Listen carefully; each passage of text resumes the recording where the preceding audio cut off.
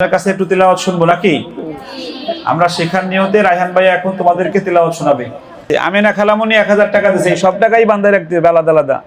أعوذ بالله من الشيطان الرجيم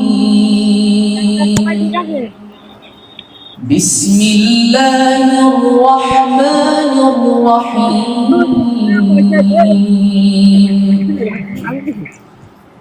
وإذ قال إبراهيم رب اجعل هذا البلد آمنا واجنبني وبني أن نعبد الأصنام